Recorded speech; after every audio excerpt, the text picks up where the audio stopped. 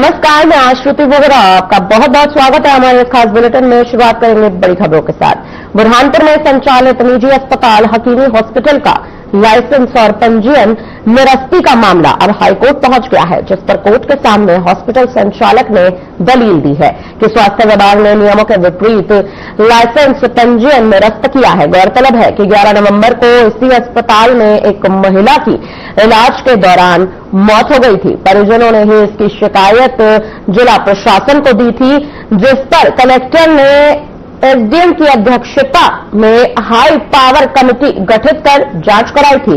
इसी पर अस्पताल का लाइसेंस और पंजीयन निरस्त कर दिया गया था।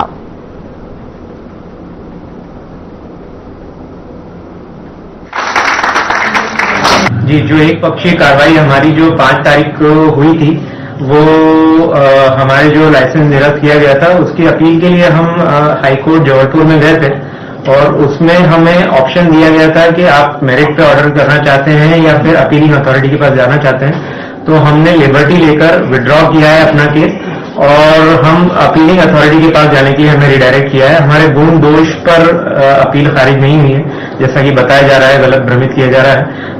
ये हमने खुद ही रिडायरेक्शन लिया हुआ है और हमने एक लिबर्टी ली है इस तरीके से, और हम अपीलिंग अथॉरिटी के पास जाएंगे। हमने हकीमी हॉस्पिटल का लाइसेंस रद्द किया है।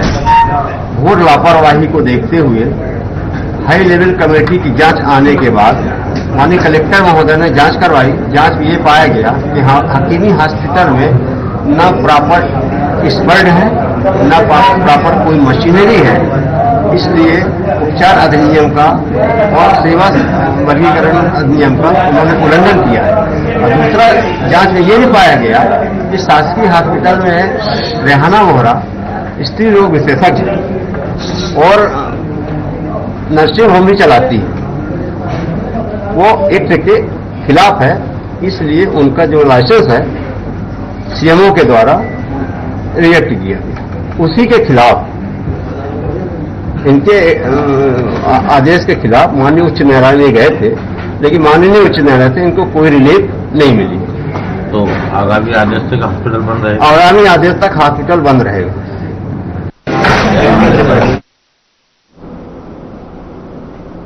बुरहानपुर जिले के शाहपुर तहसील क्षेत्र के ग्राम बोरसर में एक इलेक्ट्रॉनिक दुकान में भीषण आग लग गई, जिससे क्षेत्र में अफरा तफरी का माहौल बन गया। सूचना मिलने के बाद फायर ब्रिगेड की टीम ने मौके पर पहुंचकर बड़ी मशक्कत के बाद आग पर काबू पाया, लेकिन तब तक अधिकांश सामान जल चुका था। आग लगने के कारण का अभी तक पता नहीं चल पाया है। घटना की जानकारी स्थानीय प्रशासन को दे दी गई है। बताया जा रहा है कि घटना दिनेश वसंत महाजन की दुकान में हुई है, जहां लाखों रुपए का सामान जलकर राख हो गया।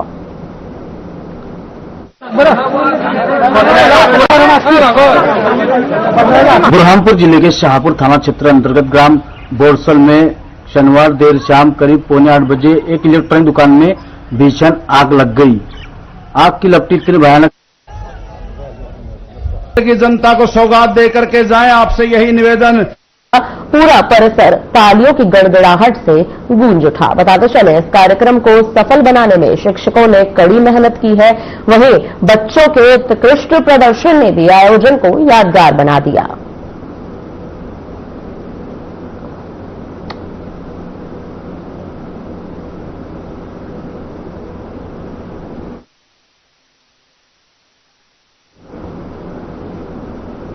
रायसेन जिले के उदयपुरा तहसील की ग्राम पंचायत परचमा के आदिवासी सरपंच प्रतिनिधि पर खुलेआम दबंगों ने गाड़ी चढ़ाकर जान से मारने की कोशिश की है। बताया जा रहा है कि ग्राम पंचायत परचमा की सरपंच रामशियाबाई आदिवासी के पति मनोहर लाल आदिवासी पर पुरानी तहसुनी के चलते शिव नारायण रघुवंशी नाम के एक युवक ने और दीपक रघुवंशी ने कार से टक्कर मार दी। इस घटना के बाद पुलिस ने तत्परता दिखाते हुए गाड़ी जब्त की। दोनों आरोपियों को गिरफ्तार कर लिया गया है, जबकि बताया जा रहा है कि गंभीर रूप से घायल मनोहर लाल को उपचार के लिए भोपाल रेफर कर दिया गया है। बताते चले कि सरकार के सम्मान और सुरक्षा के वादों के बीच आदिवासी समाज पर बढ़ते दबंगों के आतंक ने बड़ी चिंता यहां पर खड़ी कर दी है। तो वहीं दूसरी ओर पुलिस ने इस मामले में उचित कार्रवाई का आश्वासन भी दे दिया है। तो आप हमसे कह दो लोग ग्राम पंचायत पचामा किसके द्वारा आपके साथ मारपीट की गई है, किस वजह को लेकर? सोनारायण रघुवंशी। क्या वजह थी?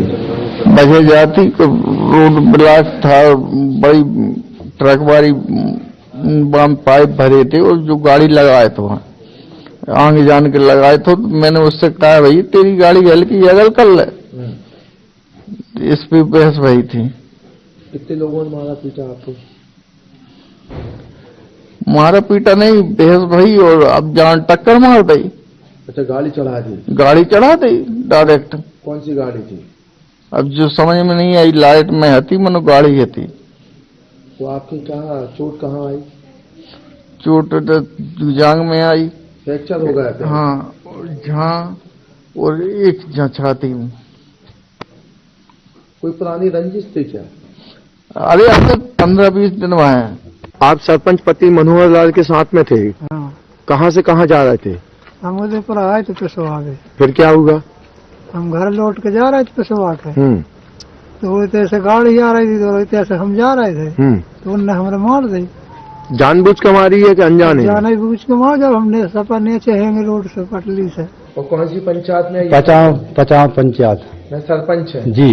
तो इनके ऊपर गाड़ी कौन ने किस बात को लेकर चलाई? इनकी बहस वही खिरिया पे सोना भाई से रघुवंशी, तो उनने कही भाई साइड पे गाड़ी कर लेते, गाड़ी नहीं अगल करी थी, पैसे लड़ाई भाई। तो आज इनने गाड़ी चढ़ा दी इन पे, जान से मारने की कोशिश करी पूरी। क्या हो गया? फ्रैक्चर वगैरह हो गया? फ्रैक्चर होगा, जैसे छाती में खून आया, वो इधर नाकों में खून आ गया, और जो पाँव फ्रैक्चर इधर से। कहाँ ले जा रहा है आप इनको? अब भोपाल की सोच रहे हैं कहीं पे। सर, पचाने का मामला है कि सरपंच पति पर गाड़ी से टक्कर मारने का मामला आ रहा है, इसको लेकर क्या कहते हैं? नहीं, कल शाम को करीब 7:30 बजे के आसपास की जो घटना है, पचामा के पास एक एक्सीडेंट की सूचना थी, और जो है इसमें मोटरसाइकिल सवार जो थे उसमें कुछ घायल हुए हैं। इसमें खलिराम मेहरा है पचामा के, और उसी गांव का जितेंद्र रघुवंशी सफारी गाड़ी से जा रहा था, तो मोटरसाइकिल से टक्कर हुई है। उसमें पुलिस ने जो है प्रथम दृष्टया मामला पंजीबद्ध किया है, दुर्घटना की जो धारा है उसमें, और जो सफारी गाड़ी है उसको भी पुलिस ने तुरंत कार्रवाई करते हुए जब्त किया है। सर, परिजन तो आरोप लगा रहे हैं कि मतलब पुराना विवाद ऐसा कुछ। अब इस प्रकार का अगर विवेचना लोग तक चाहते हैं तो संबंध में जो भी साक्ष्य होंगे तो उसमें हम लोग कार्रवाई करेंगे, पर अभी तक जो प्रथम दृष्टया जो मामला है वो दुर्घटना से संबंधित। बुरहानपुर में जीएसटी विभाग का सर्वे दूसरे दिन भी जारी है। आपको बता दें, देर रात की गई सर्चिंग के दौरान जीएसटी टीम ने सराफा कारोबारी गोविंद दास सराफ ज्वेलर्स की दुकान को सील कर दिया है। सूत्रों के मुताबिक जीएसटी चोरी का ये मामला अब बड़ा बताया जा रहा है। हालांकि विभागीय अधिकारियों ने अब तक मीडिया के सामने कोई भी औपचारिक बयान नहीं दिया है। वहीं गोविंद दास सराफ ज्वेलर्स और हार्डवेयर कारोबारी बादशाह स्टील के यहां पर कागजातों की गहन चर्चा, यहां पर गहन जांच जारी है।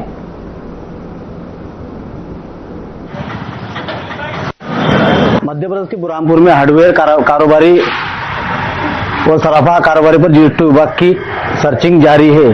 कल देर शाम तक जीएसटी विभाग की कार्रवाई जारी रही। एक सराफा दुकान को सील भी कर दिया गया है। आज हार्डवेयर कारोबारी पर सर्चिंग जारी है। सूत्रों के अनुसार जीएसटी में चोरी की सूचना बताई जा रही है। हर खबर मध्य प्रदेश के लिए कैमरा पर्सन हेमांगी के साथ मनोज गवांडे, बुरहानपुर।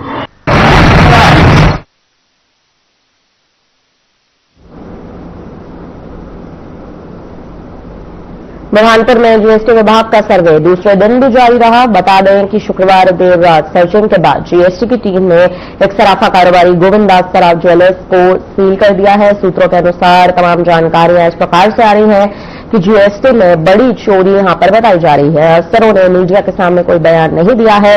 सराफा कारोबारी और हार्डवेयर कारोबार पर अभी तक लगातार सर्चिंग जारी है। सराफा कारोबारी गोविंद दास सराफ ज्वेलर्स और हार्डवेयर कारोबारी बादशाह स्टील के यहां जीएसटी विभाग के अफसर कागजात की बारीकी से छानबीन कर रहे हैं। इस कार्रवाई में बड़ी जीएसटी की चोरी का मामला सामने आया है।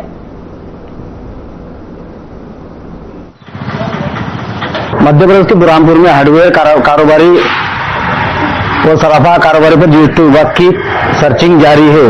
कल देर शाम तक जीएसटी विभाग की कार्रवाई जारी रही। एक सराफा दुकान को सील भी कर दिया गया है। आज हार्डवेयर का कारोबारी पर सर्चिंग जारी है। सूत्र के अनुसार जीएसटी में चोरी की सूचना बताई जा रही है। हर खबर मध्य प्रदेश के लिए कैमरा पर्सन हिमांगी के साथ मनोज गवांडे, बुरहानपुर।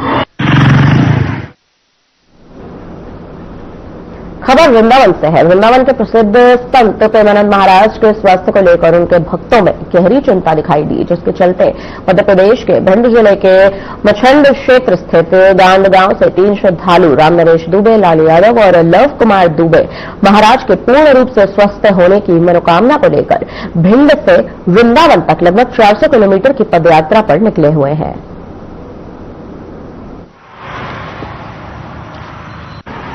हमारा यही उद्देश्य है, जो हमारे प्रेमानंद महाराज जी हैं, उनका स्वास्थ्य खराब रहता है, जैसे आपको भी पता होगा।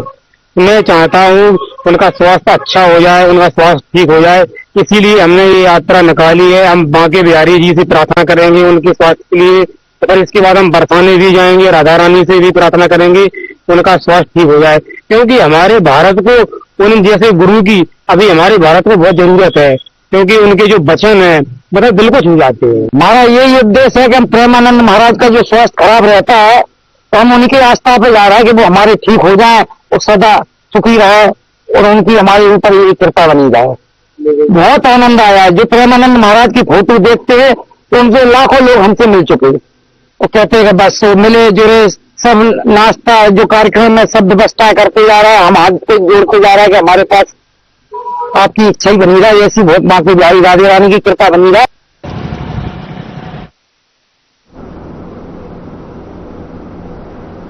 फिलहाल आप एक छोटे से ब्रेक के लिए जल्द लौटेंगे बड़ी खबरों के साथ।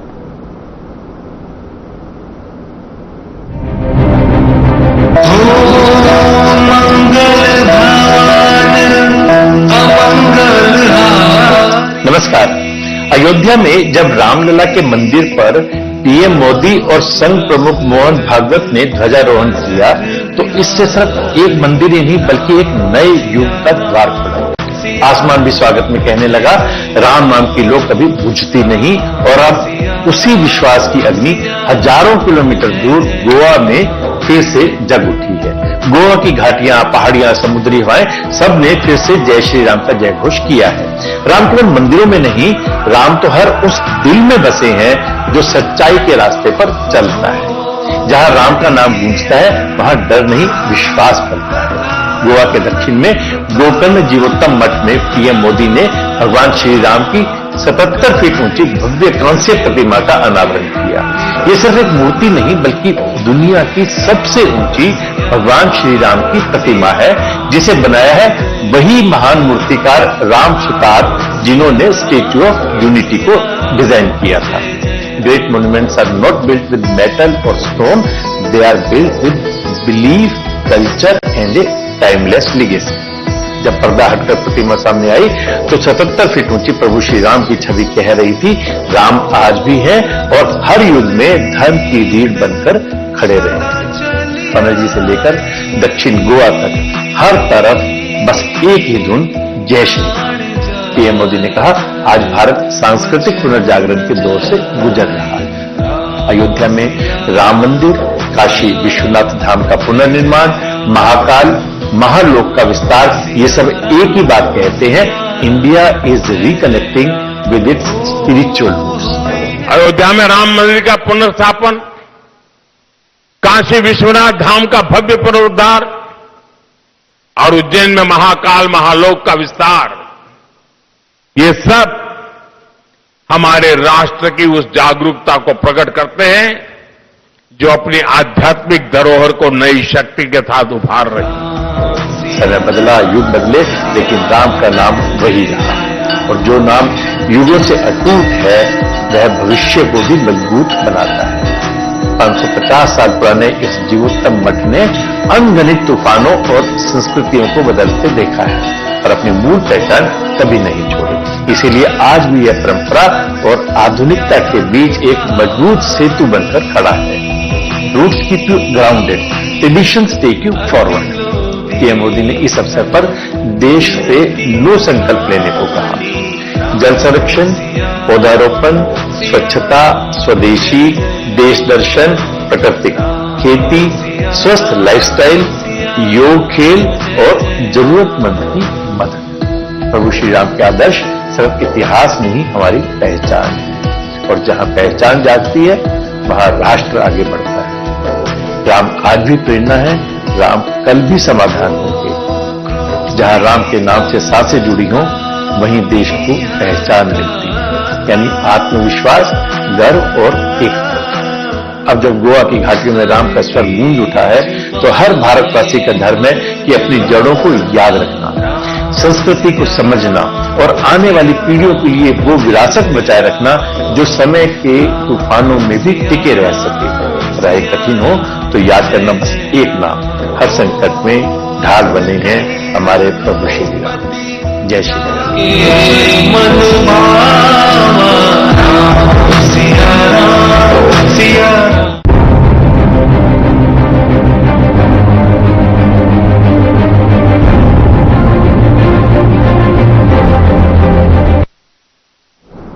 ब्रेक के बाद एक बार फिर आपका स्वागत है। बढ़ते हैं खबरों में आगे। मंडीदीप शहर के सतलापुर क्षेत्र में एक युवक का शव मिलने से हड़कंप मच गया है।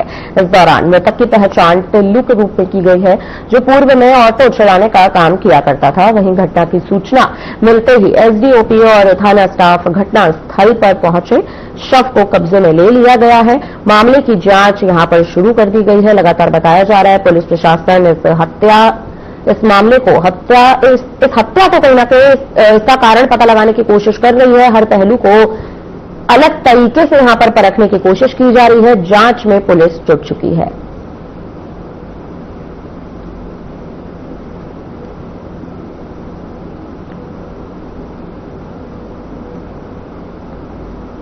गुना कृषि मंडी से एक बड़ी खबर सामने आई है। आपको बता दें, यहां पर ग्राम जमरा के एक किसान के साथ अज्ञात बदमाशों ने लूट की वारदात को बड़ी बेरहमी से अंजाम दिया। जानकारी के अनुसार आरोपी मौके पर एक मोटरसाइकिल छोड़कर फरार हो गया।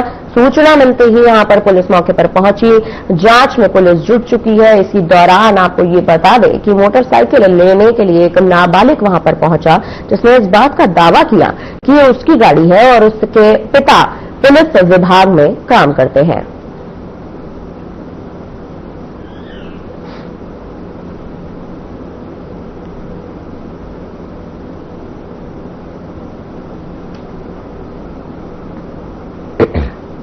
खबर नरसिंहपुर जिले के गार्डरवाड़ा से सामने आ रही है। आपको बता दें, यहां पर तहसील के ग्राम कोड़िया में किसानों की मुश्किलें लगातार बढ़ती जा रही हैं।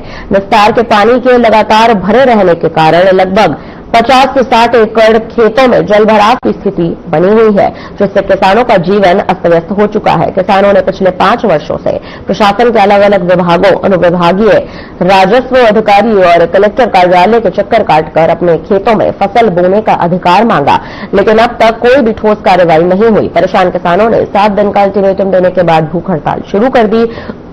उन्होंने साफ शब्दों में कहा कि जब तक उनकी समस्या का समाधान नहीं होगा वे भूख हड़ताल जारी रखेंगे। मौके पर कांग्रेस जिलाध्यक्ष सुनीता पटेल पहुंची, किसानों की व्यथा भी सुनी। उन्होंने किसानों को आश्वासन दिया है कि उनकी समस्या का जल्द यहां पर समाधान किया जाएगा। यदि प्रशासन कोई कार्रवाई नहीं करता तो वे स्वयं किसानों के साथ भूख हड़ताल में शामिल हो जाएंगी।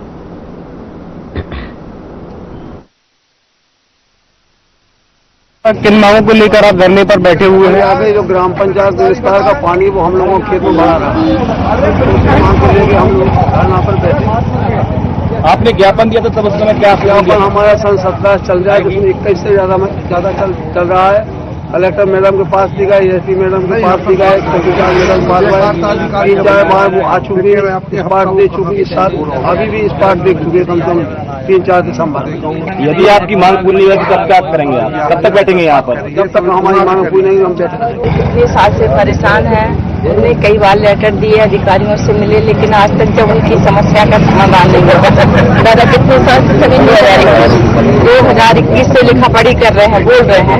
जिन किसानों ने इतने साल से अपने खेत में फसल नहीं बोई, उन किसानों का हाल आज आप देख सकते हैं। किसान 10 तारीख से यहाँ भूख हड़ताल पर बैठे, मुझे इन लोग बता रहे कि भूख हड़ताल पर, लेकिन आज तक अभी तक इनके पास प्रशासन के लोग आए लेकिन रोड से ही मिलके इनसे वापस चले गए। बड़वानी जिले के खेतिया थाना क्षेत्र के मलगांव रोड पर बीते दिनों मिले नर कंकाल की पहचान महाराष्ट्र के ग्रामीणों ने कपड़ों के आधार पर मृतक की पहचान सागर शिवाजी पावरा के रूप में की है। मिली सूचना के आधार पर पुलिस ने मृतक के कपड़ों सहित नर कंकाल और अन्य सामग्री जब्त की। बताया जा रहा है मृतक धड़गांव रोशमाल महाराष्ट्र का निवासी था, कुछ दिनों से लापता बताया जा रहा है। महाराष्ट्र में इस मामले की गुमशुदगी भी दर्ज कराई गई है। फिलहाल पुलिस मामले की जांच कर रही है। मृतक के परिजनों से भी संपर्क साधा जा रहा है। लापता हुआ सागर शिवाजी पावरा, ये लापता हुआ शायदे से, तो शायदे में 12 तारीख को फरियाद दी थी, तो उन्होंने जांच के बाद में ये हमको पता लगा सोशल मीडिया के माध्यम से, तो ऐसी लाश वहाँ ठेकिया में बगल में पड़े हुए है, तो वहाँ के तलाश करा पुलिस थाना में, तो ऐसा कपड़े लगते थे, तो हमने पहचान लिया कि ये हमारा लड़का है। ऐसा करके फिर वो आज हमने वो जो कंकाल था, तो कपड़े में गुंडा ले कंकाल था, वो हम आज पुलिस थाना खेतिया में लेने को आए। तो इसकी जांच शायदा पुलिस को करने की है। खबर रायसेन जिला अस्पताल से सामने आ रही है, जो हमेशा से विवादों में रहा है। एक बार फिर सुर्खियों का हिस्सा बन चुका है। इस बार कारण है अस्पताल के मरीजों के पलंगों पर खुलेआम कीड़े और कॉकरोच का दिखाई देना, गंदगी का अंबार लगना। बाल कल्याण समिति के अध्यक्ष आदित्य चावला द्वारा किए गए निरीक्षण में अस्पताल में बच्चों के पलंगों के नीचे कॉकरोच और खुले कीड़े पाए गए।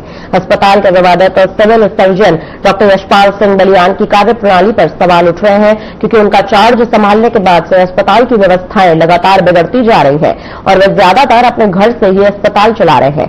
इसके अलावा भ्रष्टाचार के आरोप भी उनके खिलाफ लगे हुए हैं। इस मामले में कलेक्टर अरुण कुमार विश्वकर्मा ने कहा कि यह बेहद गंभीर मामला है, इसकी उच्च स्तरीय जांच कर कार्रवाई की जाएगी। साथ ही भविष्य में ऐसी किसी भी लापरवाही को रोकने के लिए आवश्यक कदम उठाए जाएंगे।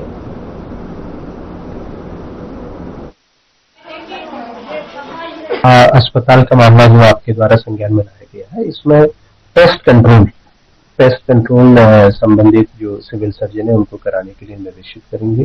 साथ में ही जो हमारे ब्लॉक स्तर पर जो हॉस्पिटल्स हैं उनमें भी पेस्ट कंट्रोल की तैयारी करने के लिए सिविल सर्जन और सीएमएचओ दोनों को इसमें निर्देशित करेंगे। और ये विषय वास्तव में एक इम्पॉर्टेंट विषय है और स्वास्थ्य सुविधाओं में बेहतर तरह से हम क्वालिटेटिव रूप में सुविधाएं उपलब्ध करा सकें, इसके लिए जिला प्रशासन और स्वास्थ्य विभाग कटिबद्ध है और आगे भी बेहतर करने के लिए।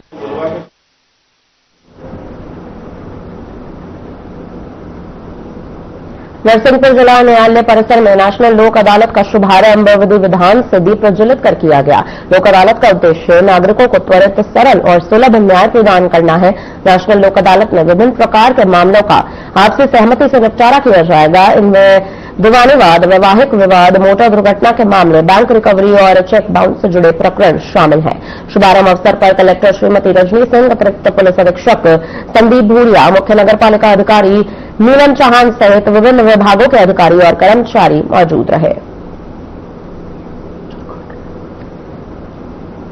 जिलाधिवक्ता संघ नरसिंहपुर आज 2025 की अंतिम लोक अदालत का आयोजन किया जा रहा है, जिसमें लगभग नरसिंहपुर में 19 खंडपीठों का गठन किया गया है, जिसमें सभी मैटर्स को रखा गया है और अधिक से अधिक प्रकरणों के निराकरण का प्रयास किया जाएगा। लंबे समय से लोक अदालत की प्रक्रियाएं चल रही है और उसमें यही प्रयास होता है कि अधिकांश प्रकरण हो उसको हम लोग समझौते के माध्यम से निपटा सके। तो अभी आज लगभग 1400 के आसपास प्रकरण है जो आज आएंगे विचार में, और उसमें माननीय न्यायाधीश महोदय का ये निर्देश सबको दिया गया है कि हमको प्रयास ये करना है कि अधिकांश प्रकरण समझौता हो जाए और उसको निपटा पाए। तो इससे क्या जो बैंक्स हैं, यहाँ नगर पालिका हैं या विद्युत विभाग है, अन्य जो भी संबंधित शासी कार्यालय हैं या पक्षकार हैं, उन सबों को बहुत ही मतलब आसान तरीके से न्याय भी मिल पाएगा, उनका निराकरण हो पाएगा।